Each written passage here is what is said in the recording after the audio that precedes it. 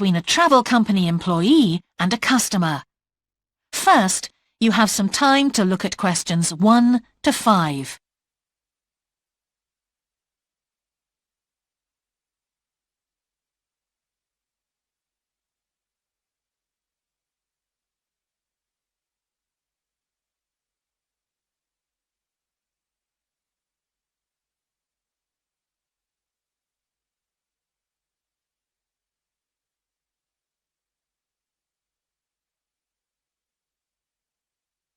You will see that there is an example that has been done for you. On this occasion only, the conversation relating to this will be played first. Greek island holidays, can I help you? Yes, I hope so. I have a friend who's just come back from Corfu, and she's recommended some apartments in Arelis. She thought they might be on your list. Arelis, let me see. Can you give me the names? Yes, the first's Rose Garden Apartments. I'd like to go with another friend in the last week of October. Well, we've got a lovely studio flat available at that time. I'm sure you'd enjoy the entertainment program there too, with Greek dancing in the restaurant.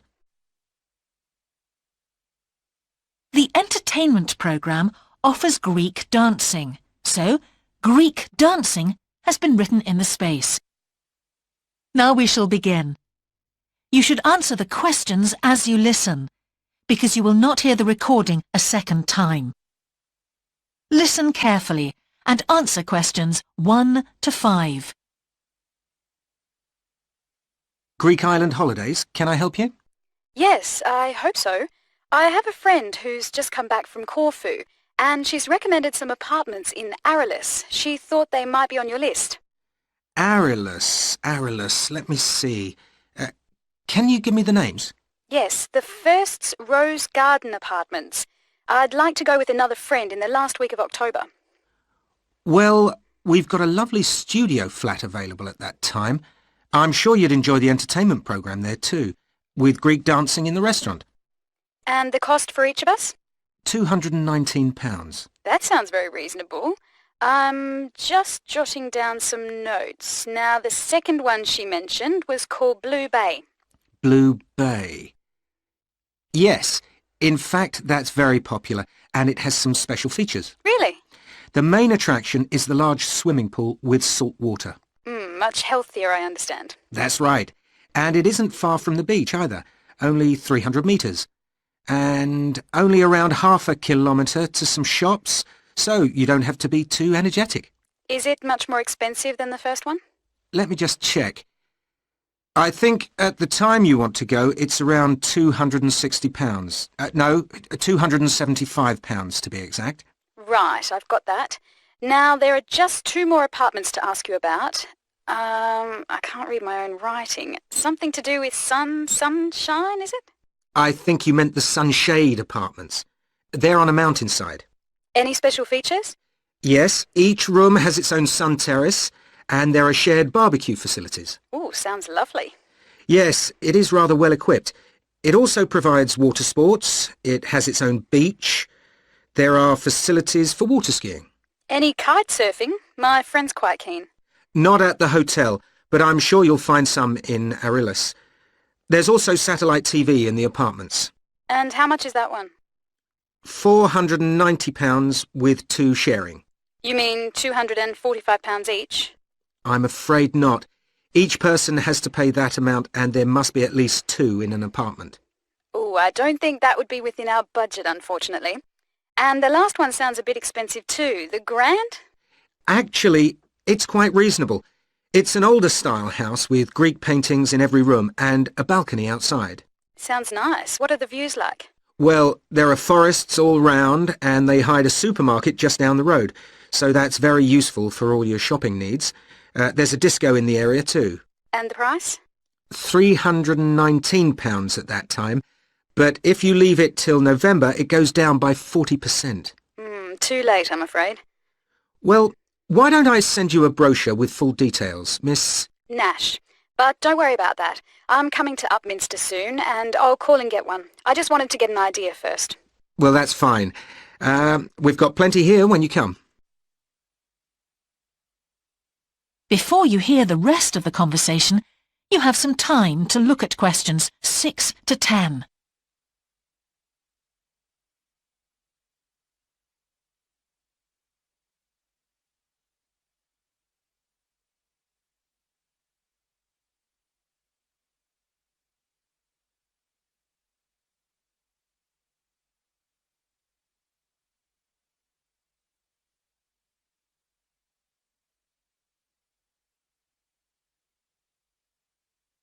Now listen and answer questions 6 to 10.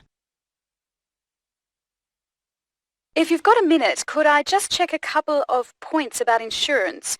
I got one policy through the post, but I'd like to see if yours is better. Fine. What would you like to know?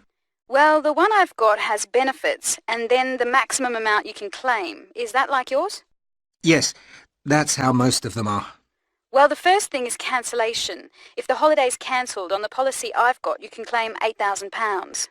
We can improve on that, Miss Nash. For Greek island holidays, our maximum is £10,000. That's good. Of course, our holiday won't even cost £1,000 together. It's still sensible to have good cover. Now, if you go to hospital, we allow £600. Yes, mine's similar. And we also allow a relative to travel to your holiday resort. My policy just says their representative will help you. You can see there's another difference there. And what happens if you don't get on the plane?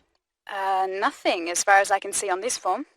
Don't you have missed departure? No, I'll just jot that down. We pay up to £1,000 for that, depending on the reason. And we're particularly generous about loss of personal belongings, up to £3,000, but not more than £500 for a single item. Then I'd better not take my laptop.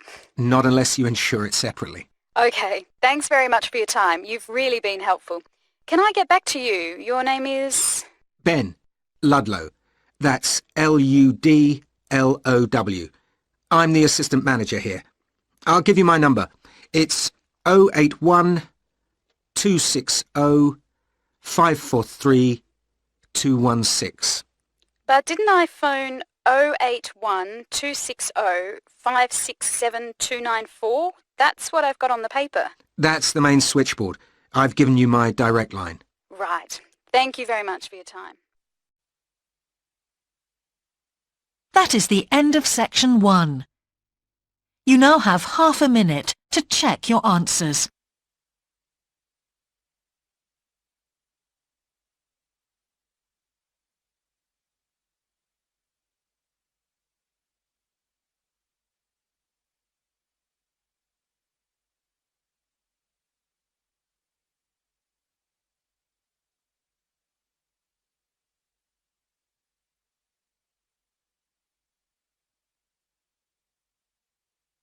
Now turn to section 2. Section 2. You will hear a talk on local radio about a children's theme park. First, you have some time to look at questions 11 to 13.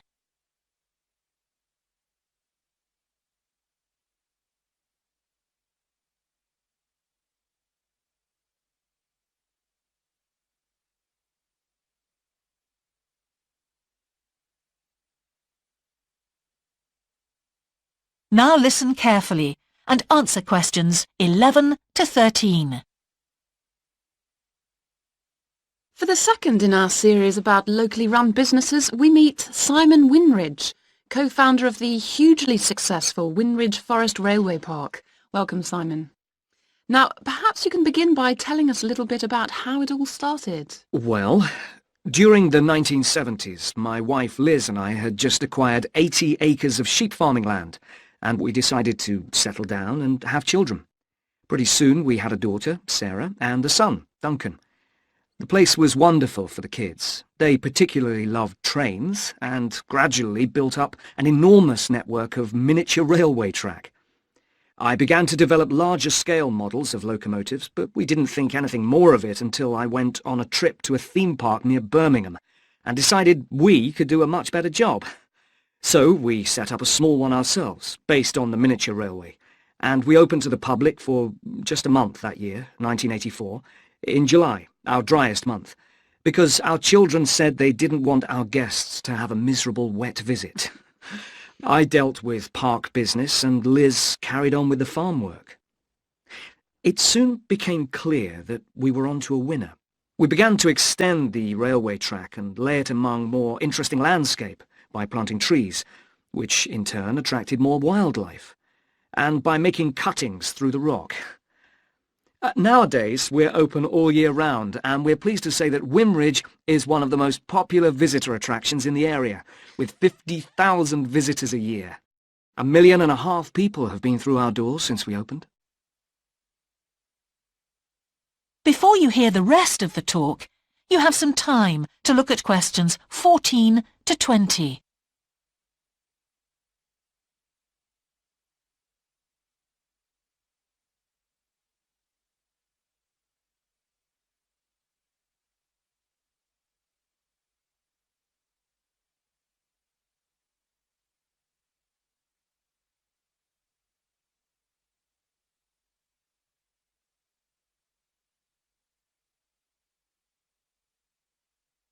Now listen and answer questions 14 to 20. All these visitors mean we have had to expand our operation, and it's now a truly family concern. I'm near to retirement age, so I only concern myself with looking after the mechanical side of things, keeping the trains going. Liz now devotes all her energies to recruiting and supporting the large squadron of workers, which keep the place running smoothly. We're really pleased that, after some years away teaching, Sarah has now returned to the park and makes sure the visitors are kept fed and watered, which keeps her pretty busy, as you can imagine. Our son Duncan has been a stalwart of the park for the last 10 years, taking over from me in the area of construction, and I'll say a little bit more about that in a moment. And his new wife, Judith, has also joined the team in charge of retail. That's becoming a tremendous growth area for us. A lot of people want to buy souvenirs. So have you finished your development of the site for the moment? Not at all.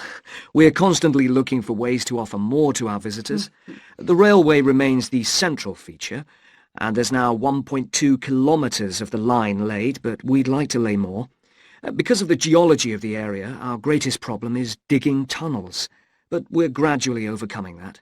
We're also very pleased with a new installation of the go-kart arena, which is 120 square metres in area.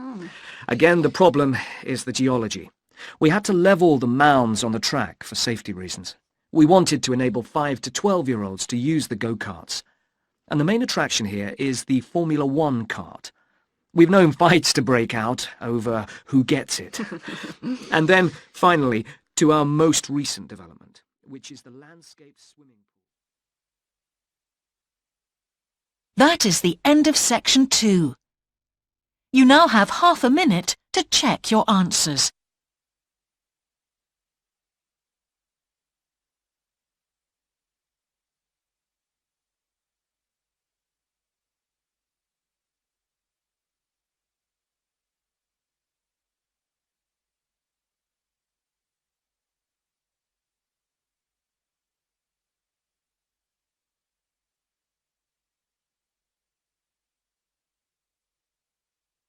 Now turn to section 3. Section 3. You will hear a geography student called Caroline discussing her dissertation with her tutor. First, you have some time to look at questions 21 to 23.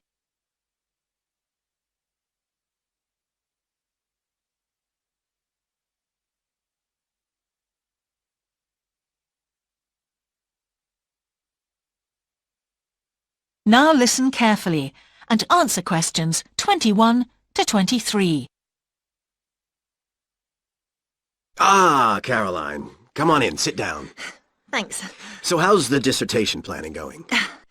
Well, Dr. Shulman, I'm still having a lot of trouble deciding on a title. Well, that's perfectly normal at this stage.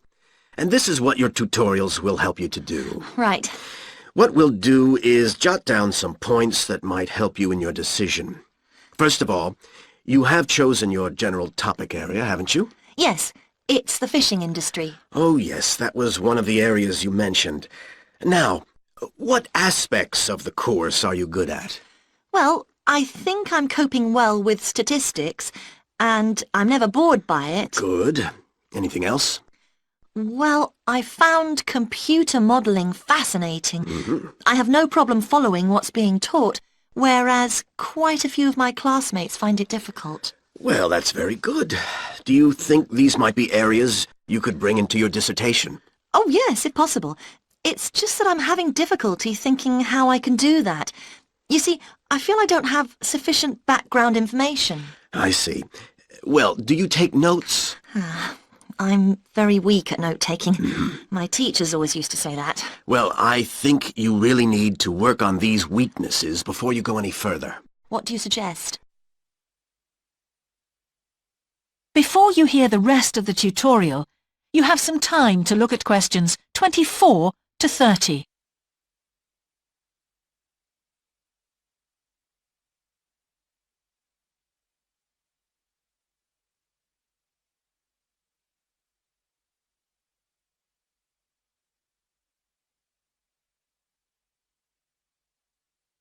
Now listen and answer questions 24 to 30. Well, I can go through the possible strategies with you and let you decide where to go from there. Okay, thanks. Well, some people find it helpful to organize peer group discussions. You know, each week a different person studies a different topic and shares it with the group. Oh, right. It really helps build confidence. Yeah. You know, having to present something to others. I can see that. The drawback is that everyone in the group seems to share the same ideas. They keep being repeated in all the dissertations. Okay. You could also try a service called Student Support. It's designed to give you a structured program over a number of weeks to develop your skills. Sounds good. Yes, unfortunately there are only a few places. Ah. But it's worth looking into. Yes, of course. I know I've got to work on my study skills. And then there are several study skills books you can consult. Right. They'll be a good source of reference. But the problem is, they are sometimes too general. Yes, that's what I've found. Other than that, I would strongly advise quite simple ideas, like using a card index. Well, yes, I've never done that before. Oh, it's simple, but it really works because you have to get points down in a small space. Another thing I always advise is don't just take your notes and forget about them. Read everything 3 times. That'll really fix them in your mind. Yes. I can see it'd take discipline, but... Well, if you establish good study skills at this stage, they'll be with you all your life. Oh, yes, I completely agree. It's just that I don't seem to be able to discipline myself.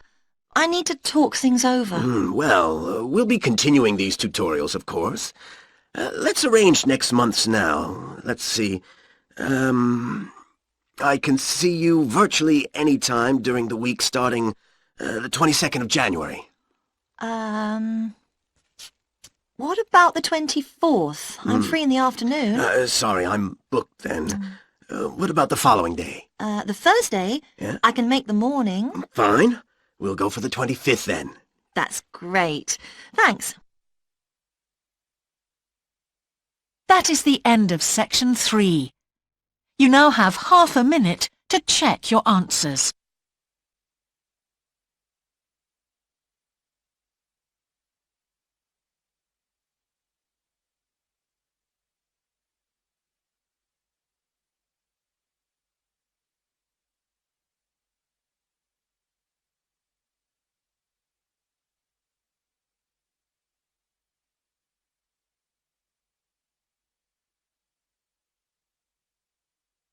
Now turn to section 4.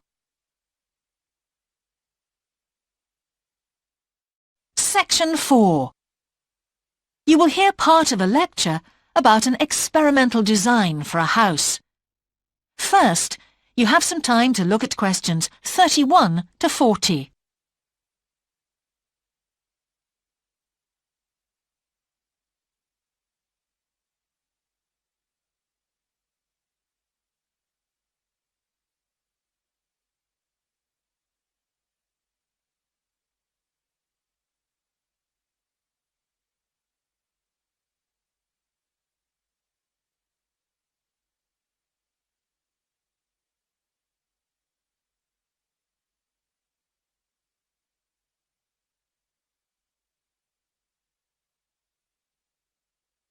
Now listen carefully and answer questions 31 to 40. Good morning. In the last few lectures, I've been talking about the history of domestic building construction. But today, I want to begin looking at some contemporary experimental designs for housing. So, I'm going to start with a house which is constructed more or less under the ground. And one of the interesting things about this project is that the owners, both professionals but not architects, wanted to be closely involved, so they decided to manage the project themselves. Their chief aim was to create somewhere that was as environmentally friendly as possible. But at the same time, they wanted to live somewhere peaceful. They'd both grown up in a rural area and disliked urban life. So the first thing they did was to look for a site, and they found a disused stone quarry in a beautiful area. The price was relatively low, and they liked the idea of recycling the land, as it were. As it was, the quarry was an ugly blot on the landscape, and it wasn't productive any longer either. They consulted various architects and looked at a number of designs before finally deciding on one. As I've said, it was a design for a sort of underground house, and it was built into the earth itself, with 2 stories. The north, east, and west sides were set in the earth, and only the sloping south-facing side was exposed to the light. That was made of a double layer of very strong glass. There were also photovoltaic tiles fixed to the top and bottom of this sloping wall. These are tiles that are designed to store energy from the sun, and the walls had a layer of foam around them too to increase the insulation. Now, what is of interest to us about this project is the features which make the building energy efficient. Sunlight floods in through the glass wall, and to maximize it, there are lots of mirrors and windows inside the house. That helps to spread the light around. So that's the first thing. Light is utilized as fully as possible. In addition, the special tiles on the outside convert energy from the sun and generate some of the house's electricity. In fact, and it is possible that in future the house may even generate an electricity surplus, and that the owners will be able to sell some to the national grid. As well as that, wherever possible, recycled materials have been used. For example, the floors are made of reclaimed wood, and the owners haven't bought a single item of new furniture. They just kept what they already had. And then there's the system for dealing with the waste produced in the house. This is dealt with organically. It's purified by being filtered through reed beds, which have been planted for that purpose in the garden. So the occupants of the house won't pollute the land or use any damaging chemicals. It's true that the actual construction of the house was harmful to the environment, mainly because they had to use massive amounts of concrete, one of the biggest sources of carbon dioxide in manufacturing. And, as you know, this is very damaging to the environment. In total, the house construction has released 70 tons of carbon dioxide into the air. Now that's a frightening thought. However, once the initial debt has been cleared, and it's been calculated that this will only take 15 years, this underground house won't cost anything, environmentally I mean, because unlike ordinary houses, it is run in a way that is completely environmentally friendly. So, eco-housing like this is likely to become much more... That is the end of section 4. You now have half a minute to check your answers.